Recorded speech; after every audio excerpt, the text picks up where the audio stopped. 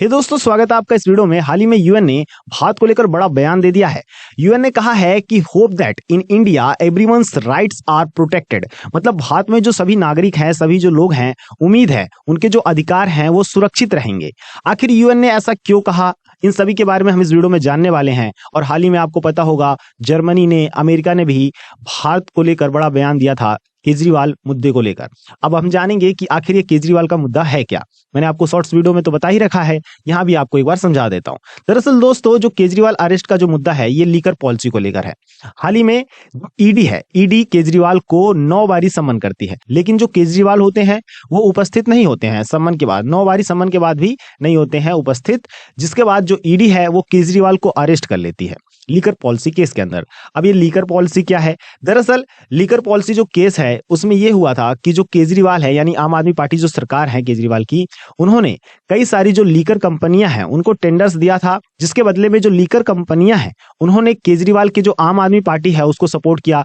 पहले तो मामला सामने आया कि 100 करोड़ का पूरा मामला है, लेकिन आगे चल के खुलासा हुआ 600 करोड़ का है और ईडी अभी जांच कर रही है दोस्तों। फाइनल मैं आपको आगे बता ही दूंगा। और केजरीवाल से पहले मनीष सिसोदिया, संजय सिंह भी अरेस्ट हो चुके हैं इस पूरे लीकर पॉलिसी केस के अंदर। अब आगे बात करते हैं कि अमेरिका और जर्मनी ने, दोस्तों अमेरिका और जर्मनी ने बड़े बयान दिए।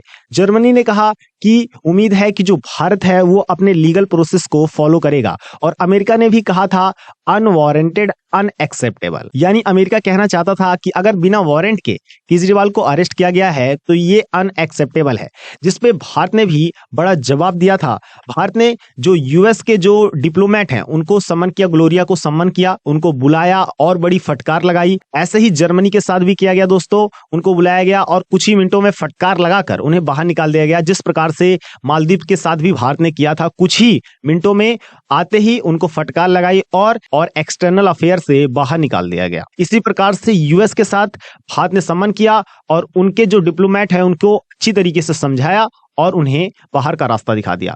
ऐसे ही दोस्तों, जो यूएस स्टेटमेंट है उसको लेकर हमारे जो रणधीर जायसवाल हैं दोस्तों, स्पोक पर्सन है, उन्होंने भी बड़ा बयान दिया था और प्रोटेस्ट किया था कि ये भारत का आंतरिक मामला है। यूएस क्यों बोल रहा है भारत के आंतरिक मामले पे? यूएस का कोई हक नहीं बनता। और ये पश्चिमी जितने भी देश हैं दोस्तों, उस पर हमारे विदेश मंत्री एस जयशंकर ने भी कहा था कि पश्चिमी देशों के जो मुद्दे हैं वो उनके मुद्दे हैं, वो भारत के मुद्दों में हस्तक्षेप ना करे, ये भारत का इंटरनल मामला है। इसी प्रकार से हमारे रणधीर जायसवाल स्पोक पर्सन ने भी यूएस के स्टेटमेंट को लेकर, जो अरविंद केजरीवाल पर था, उसको लेकर प्रोटेस्ट किया। और दोस्तों, जो यूएस है, यूएस की तरफ से ये भी बड़ा बयान आया था कि जो कांग्रेस के बैंक अकाउंट्स है, दरअसल कांग्रेस के बैंक अकाउंट्स को फ्रीज कर दिया गया है, उनको एक प्रकार से ब्लॉक कर दिया गया है, जिस कारण से जो कांग्रेस है उसके पास पैसे नहीं है दोस्तों इलेक्शन पे खर्च करने के लिए, चुनाव पर खर्च करने के लिए।